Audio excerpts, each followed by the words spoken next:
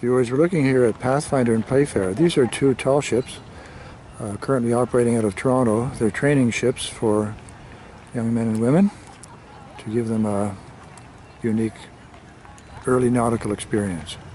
They're in Kincardine here for the weekend. Big festival going on, and I think these two beautiful boats will be part of that celebration.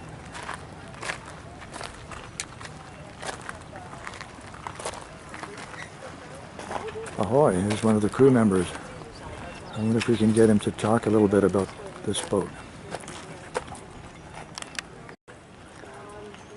Well, viewers, we're in luck. Liam Fraser, who's the 24-year-old captain of this boat. I couldn't believe that a tall ship would have such a young captain, but he's obviously got significant experience.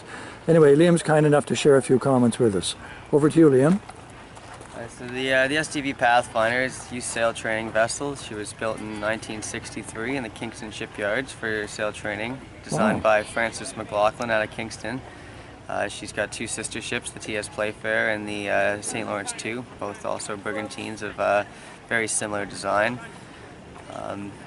We've been operating sail training on the lakes for 50 years now. Wow.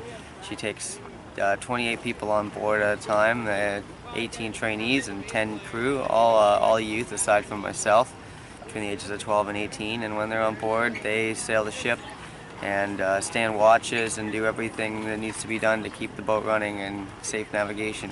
And it's, wow.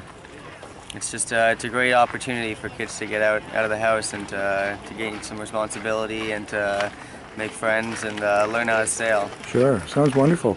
If people were interested, how would they contact the organization? You're a non-profit, I guess. Yes, we're a not-for-profit, Toronto Brigantine out of Toronto. Okay, I'll just focus on your t-shirt there. There you go, folks.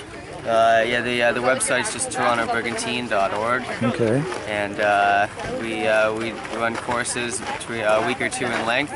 You can sign up for them on our website if you're between the ages of 12 and 18. No prior sailing experience required. Just need to be ready for adventure, ready to work hard and to sail the boat and get out of your shell a little bit. You should be able to swim. That's the one thing. Minor detail. Yeah, one thing that we kind of ask out of our sailors on board, but aside from that, no other requirements needed. You know, a lot of our crew now had never been on a boat before when they first stepped on, and now they're all very competent sailors, and it's a great way to sort of find yourself on the water. So you would go out for a week or two at a time, would you? Yes, most of our courses are between a week or two in length, the shortest being 7 days, the longest usually 12 or 13 days in length, all over the Great Lakes. Wow, what a treat. Anyway, thanks for sharing, Liam. Not a problem. And best wishes with your future sailing trips. Thank you very much. May the weather be with you. Well, there you have it, folks. A beautiful tall ship. Built in the 60s, I think you said, Liam. Yes, 1963. 1963. She certainly has classic lines. Well, for anybody who loves wooden boats, this is about the ultimate experience. What would she weigh, Liam? She's about 34 registered tons, gross registered tons. And in length, she'd be 40-something feet? She's 60 feet on deck, about 50 at the waterline. 72 spar, that's with the bowsprit and the main boom. Wow. 55-foot air draft and about an 8-foot draft. Wow. A fixed keel? Yes, she's got a keel about half the length, starting just after the foremast. Okay. All the way to the rudder. Wow. Okay, there you have it, folks. Once again, if you're a sailor at heart and haven't had a chance to experience a beautiful naval voyage and you're between the ages of 12 and 18, that's correct.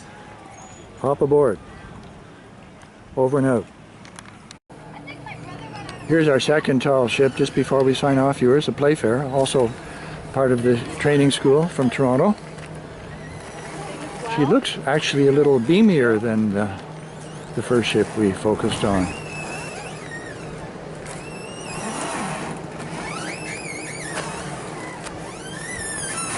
Certainly seems to be built in a traditional design.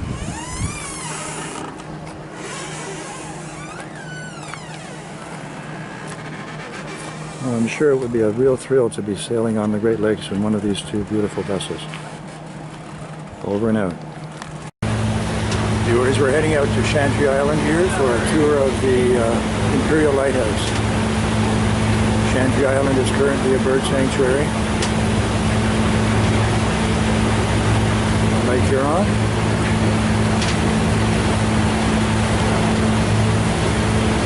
So yeah, the mainland one.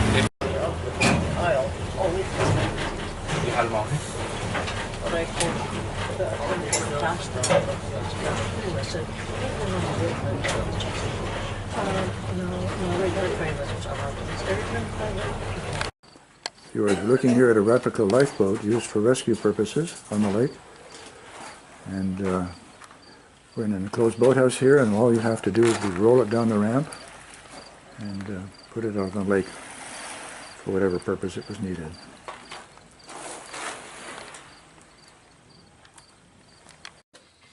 We're looking here, viewers, at the interior of this lighthouse keeper's cottage on Chantry Island. And it was last used in 1957, and it had fallen into a derelict repair, but no roof and so on. But due to the efforts of volunteers, it's been completely restored to a beautiful condition. It's been furnished in the period of the late 1800s. And these huge beams above us are hemlock sawn from a property on the mainland, not too far from here. What a wonderful old room. Viewers, we're looking here at the exterior of the lighthouse, obviously, and the exterior of the lighthouse keeper's cabin that we've just shown you the inside of. Once again, it's through the effort of volunteers that have resurrected this whole building and grounds and made it accessible to the public. Very, very beautiful.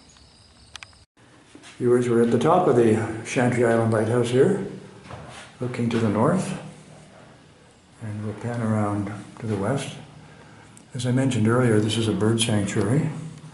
Most of the birds have left this time of year. There's still some egrets and quite a few cormorants on board.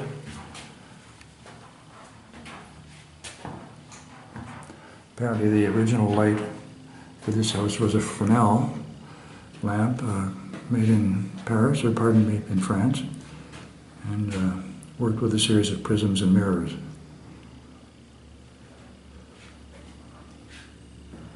Great view over top of Lake Huron.